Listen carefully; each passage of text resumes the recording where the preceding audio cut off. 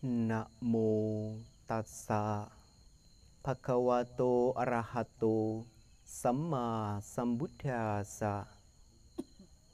Namo tassa bhagavato arahato samma sambuddhassa. Namo tassa bhagavato arahato samma sambuddhassa. Idang wo nyatinang hotu sukita hontu nyatayo. Terpujilah Sang Bhagawa yang Maha Suci, yang telah mencapai penerangan sempurna. Semoga jasa-jasa kebajikan yang telah kami timbun pada kesempatan ini membawa kebahagiaan, sukacita kepada para leluhur kami.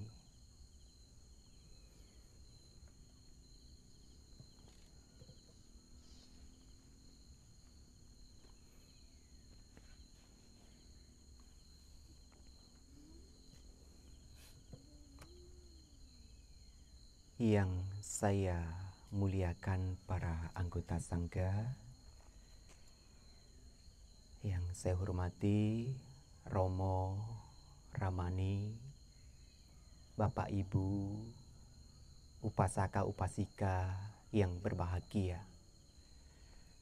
Selamat malam, Namo Buddhaya.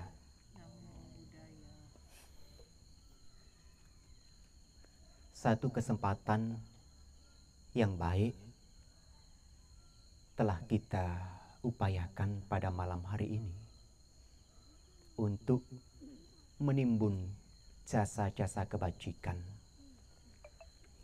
Dan jasa-jasa kebajikan inilah yang kita lakukan dengan niat hati yang tulus. Kita ingin melimpahkan jasa ini kepada leluhur kita. Oleh karena itu, Bapak Ibu, apa yang telah kita lakukan saat ini adalah menunjukkan jati diri kita, sifat baik kita, tahu orang-orang yang berjasa dalam hidup kita. Oleh karena itu, sebagian para umat yang datang mengikuti upacara pelimpahan jasa pada malam hari ini, dan para umat yang di rumah yang tidak bisa hadir secara langsung, Bante ingin mengingatkan, ingat baik-baik, setiap manusia yang dilahirkan semuanya itu baik. Tetapi yang harus kita ingat adalah tahan berapa lama kita menjadi orang yang baik. Oleh karena itu, jangan membuang kebaikan kita karena kita lahir menjadi manusia. Jadi, kita yang saat ini masih sehat, masih bisa senyum bahagia, adalah orang baik. Dan leluhur-leluhur kita ada 108 meja. Banyak nama leluhur-leluhur. Semuanya juga orang baik. Kalau sampai kita lupa leluhur kita, jelas kita bukan orang baik. Kita buang kesempatan kita jadi manusia yang baik. Bante ingat sekali Ibu Telma, pertama kali Bante datang ke Manado tahun 2008. Beliau sering datang dana makan. Ada juga AI, Oma, Bante lupa namanya, ada 2 orang. Kemarin Bante tanya, Cieng atau siapa, lupa Bante. Lupa namanya. Cieng Ciheni. Ingat Bante dulu waktu masih jadi samanera. Tiap hari datang dana makanan. 2008. Sekarang 2021. Sudah 13 tahun. Tidak pernah libur berbuat baik. Tidak pernah. Oleh karena itu, mari kita jangan buang kesempatan kita menjadi orang baik. Menjadi manusia yang beruntung. Bante, lagi susah sekarang. Semua susah. Tidak susah. Kalau kita mengatakan susah, tidak ada kebahagiaan dalam diri kita. Buang jauh-jauh susah itu. Walaupun susah secara fisik, susah secara materi, kita harus buang jauh-jauh hal itu. Supaya apa? Supaya timbul kebahagiaan, supaya timbul keyakinan dalam diri kita. Kita masih memiliki keuntungan yang luar biasa. Bante ingat, ada satu kisah di zaman Buddha, Anathapindika. Beliau orang yang kaya, yang berdana membangun wihara Cetawana, menghabiskan kurang lebih 54 kos. Satu kos kurang lebih 2,6 M. Kalau 54 kos kali 2,5 kali 2,6 M, hampir 140 M. Beliau yang berdana membangun wihara Cetawana di India. Kita bayangkan zaman dulu, habis bangun wihara sebesar itu, seperti apa wiharanya, sebesar apa. Beliau sangat rajin ke wihara. Sampai satu hari ke wihara itu 3 kali. Pagi bawa bubur, siang datang lagi bawa makanan, sorenya datang lagi bawa dupa, bawa bunga. Ya. Setiap hari berbuat baik seperti itu Anathapindika. Sampai beliau jatuh miskin. Tapi ingat, Anathapindika ini orang yang sudah mencapai tingkat kesucian Sotapanna. Sekalipun kehilangan harta benda, keyakinan untuk berbuat baik, keyakinan di dalam dirinya, kebahagiaannya tidak pernah hilang. Sampai-sampai ada makhluk halus yang tinggal di pintu rumah Anathapindika. Dia menjelma menjadi orang, bilang, Anathapindika, saya adalah makhluk halus yang jaga pintu kamu. Tahu nggak? Kamu jatuh miskin sekarang karena kamu berbuat baik terus kepada Samana Gotama. Berbuat baik terus kepada Sang Buddha. Seharusnya kamu memikirkan diri kamu sendiri. Supaya dapat keuntungan, supaya dapat kebahagiaan, supaya dapat kekayaan. Orang Sotapanna itu tidak goyah keyakinannya. Langsung makhluk halus penjaga pintu Anathapindika dihalau, suruh pergi. Bante beberapa kali juga diundang umat Bante, tolong Bante doain ya, rumah saya ada penunggunya. Usir Bante. Bante kasih tahu, kalau rumah kita ada penunggu, jangan diusir. Ya, dengar cerita baik-baik ini. Dengar cerita baik-baik ini supaya nanti kita tahu. Ternyata ada untungnya kalau makhluk halus itu tinggal di rumah kita.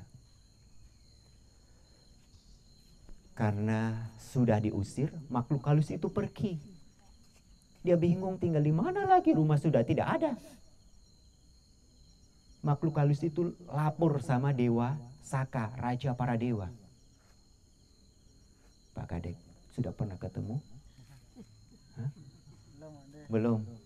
Ya, belum.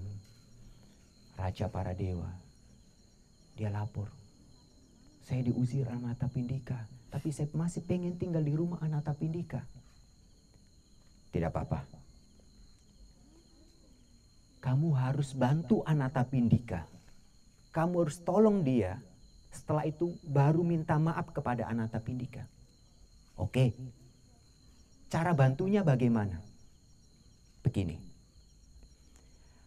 ada orang-orang yang meminjam harta Anatapindika kurang lebih 18 kors yang mereka belum kembalikan. Ada 18 kors yang harta itu disembunyikan oleh leluhurnya. Jadi leluhur-leluhur kita juga bisa menyembunyikan hartanya loh. Ya, kalau anak-anaknya nggak ikhlas, anak-anaknya serakah, hati-hati. Harta orang tua kita bisa tutup mata kita nggak lihat. Beberapa umat pernah kejadian loh. Punya uang, punya emas. Pikir-pikir, orang tua saya dulu punya emas, punya uang ini itu kok. Sudah meninggal nggak ada. Nah, jadi ada 18 kos yang leluhurnya sembunyikan di dalam laut, di dalam tanah. Ada 18 kos harta yang tidak memiliki pemilik. Kumpulkan semua harta itu, penuhi ruangan Anatapindika. Setelah itu, minta maaflah kepada Anatapindika. Dengan kekuatanmu itu lakukan itu. Bantu Anatapindika. Lalu makhluk halus itu mengikuti saran dari Dewa Saka. Mengumpulkan semua harta dari orang-orang yang pernah meminjam yang belum dikembalikan. Harta dari leluhur Anatapindika. Dan harta yang tidak memiliki pemilik. Setelah dikumpulkan semua, penuhlah ruangan dari Anatapindika itu harta kembali. Dia menjadi kaya lagi. Setelah itu, makhluk halus itu menampakkan diri kembali dan menyampaikan saran yang diberikan oleh Raja para Dewa, Dewa Saka. Anatapindika terkesan dengan apa yang dilakukan oleh makhluk halus itu. Jadi para umat semuanya, kalau rumahnya ada penunggu, ingat, jangan diusir. Suruh pergi, jangan. Kalau mereka leluhur kita, ya barangkali dengan keyakinan, kebaikan, jasa yang kita miliki, mereka semua kasih. Apa yang tidak bisa kita lihat, harta-harta, rezeki, yang leluhur kita sembunyikan. Bapak Ibu, setelah kejadian ini, Anatapindika mengajak makhluk halus itu ke wihara untuk menemui Sang Buddha. Dan di situ Sang Buddha mengatakan, orang yang baik selama dia melihat hal yang buruk, buah yang buruk, kesedihan, maka orang yang baik ini tidak akan merasakan kebahagiaan. Tetapi kebaikan yang dilakukan setelah berbuah, dia akan merasakan kebahagiaan. Demikian, orang yang melakukan perbuatan buruk, kalau dia masih menikmati kesenangan, rasanya masih bahagia menjadi orang jahat, dia hanya lihat itu saja terus. Tapi kalau waktunya tiba, keburukan yang dilakukan itu akan memberikan akibat-akibat yang buruk. Ketidakbahagiaan. Oleh karena itu, mari kita menunjukkan hal-hal baik dalam hidup kita. Bante, mohon izin sama Akong ingin mengutip kalimat beliau tadi siang Bante dengar Kong bilang, DP hati bisa dijaga, DP mulut tidak bisa dijaga. Hati-hati. Kalau orang seperti ini namanya orang kongslet. Hatinya baik, tapi ucapannya tidak dijaga. Hatinya sebetulnya baik, kalau tidak jaga ucapan juga bahaya. Oleh karena itu, mari pada kesempatan ini kita menunjukkan hal yang baik dalam hidup kita, terutama untuk leluhur-leluhur kita. Apa yang beliau berikan kepada kita adalah satu keuntungan yang besar dalam hidup kita. Dan oleh karena itu sangat penting kita juga membalas kebaikan leluhur kita. Bapak Ibu upasaka upasika yang berbahagia, semoga kebajikan-kebajikan yang telah kita kumpulkan pada kesempatan ini memberikan kebahagiaan sukacita kepada leluhur-leluhur kita. Dan semoga cita-cita luhur ini juga memberikan kebahagiaan sukacita untuk diri kita semuanya. Terima kasih. Selamat malam. Namo Buddhaya.